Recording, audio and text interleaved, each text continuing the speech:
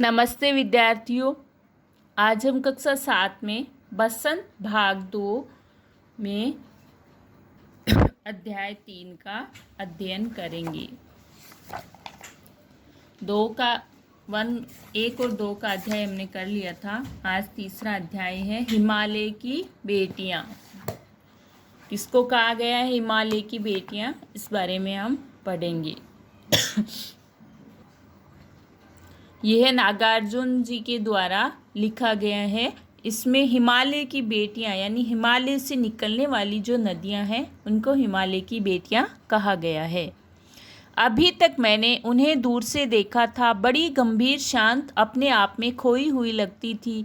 संभ्रांत महिला की भांति वे प्रतीत होती थी। उनके प्रति मेरे दिल में आदर और श्रद्धा के भाव थे। माँ और दादी, मौसी और मामी की गोद की तरह उनकी धारा में डुबकियां लगाया करता।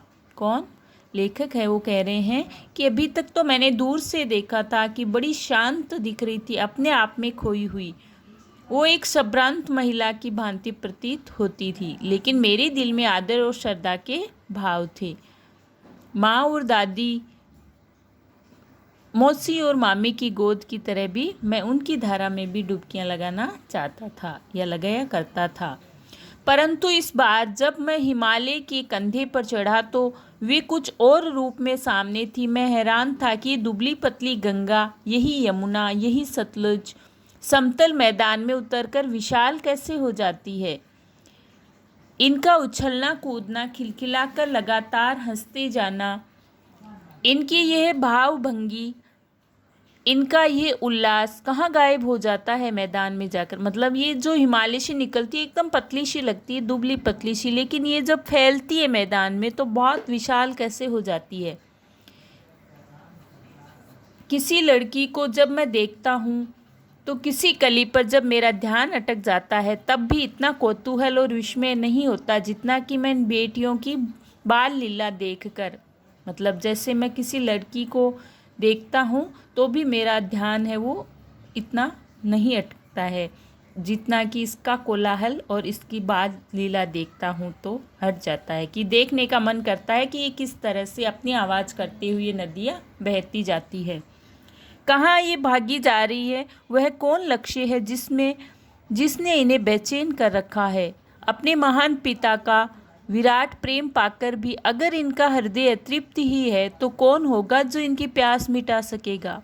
बर्फ जली नंगी पहाड़ियाँ, छोटे छोटे पौधों से भरी घाटियाँ, बंधुर अधित्यकाएँ, सर्व सब्ज उपत्यकाएँ, ऐसा है इनका लीला निकेतन। खेलते खेलते जब ये जरा दूर निकल जाती है तो ये देवदार, चीड़, सरो, चिनार, सफ़ेदा, कैल के जंगलों में पहुंचकर शायद इन्हें बीती यादें याद करने का मौका मिल जाता होगा। कौन जाने बूढ़ा हिमालय अपनी इन नटखट बेटियों के लिए कितना सिर धुनता होगा। बड़ी बड़ी चोटियों से जाकर पूछिए तो उत्तर में विराट मौन के सिवाय उनके पास और रखा ही क्या है। मतलब ये हिमालय से निकल जाती है तो पता नहीं इतनी बेचैन सी होके किससे मिलने के लिए जाती है। जो इनके पिता है, पिता किसको कहा, हिमालय हैं, वो इनके लिए, अपनी बेटियों के लिए सिर धुनता है। मतलब इनको कितना याद करके और पछताता है, बेचैन हो जाता है। ये जब जाती है तो दूर निकल जाती है। देवदार, चीड़, ये सारे जो जंगलों में जो वृक्ष है शायद ही इन्हें बीती यादें याद दिलाते हैं। मतलब जो हिमालय में ये जो पेड़ होते हैं ये उनको आगे जाकर वापस मिलते हैं तो इनको अपनी याद दिलाते हैं। सिंधु और ब्रह्मपुत्र, ये दो ऐसे नाम हैं जिनके सुनते ही रावी, सतलज, व्यास, चिनाब, झेलम, काबुल, कपिशा, गंगा, यमुना, सरयू, गंडक, कोसी आदि हिमालय की छोटी बड़ी सभी बेटियां आंखों के सामने नाचने लगती है। मतलब सिंधु और ब्रह्मपुत्र दो नदियों के नाम आते ही ये इतनी सारी नदियाँ हमारे आंखों के सामने आ जाती है। वास्तव में सिंधु और ब्रह्मपुत्र स्वयं कुछ नहीं है। दयालु हिमालय के पिघले हुए दिल की एक एक बूंद न जाने कब से इकट्ठा होकर इन दो महानदियों के रूप में समुद्र की ओर प्रवाहित होती रहती है। कितना सौभाग्यशाली है वह समुद्र जिसे पर्वतराज हिमालय की इन दो बेटियों का हाथ पकड़ने का श्रेय मिला। मतलब ये जो नदियाँ जिस समुद्र में मिलती है वो कितना भाग्यशाली होगा। जिन्होंने मैदान में ही नदियों को देखा होगा, उनके ख्याल में शायद ही ये बात आ सके कि बूढ़े हिमालय की गोद में बच्चियां बनकर ये कैसे खेला करती है।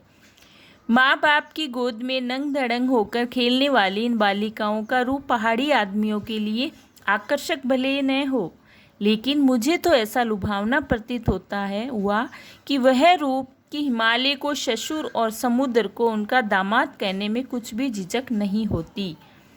मतलब मैदान में इन नदियों को देखते हैं तो शायद ही ये बात समझ में आए कि बूढ़े हिमालय की गोद में से बच्चियां हैं वो ये बनकर ये कैसे खेला करती है, छोटी छोटी बच्चियां बनकर खेलती है। मतलब ये जो हिमालय के पर्वत से निकलती है उनकी कंदराओं से, उनके ऊबड़ खाबड़ पत्थरों से, तो ऐसा लगता है कि छोटी बच्चियां हैं वो अपने पिताजी की कंधों पर चढ़कर खेल रही है। तो मुझे तो बहुत ही यानी लेखक को बहुत लुभावना प्रतीत हो रहा है।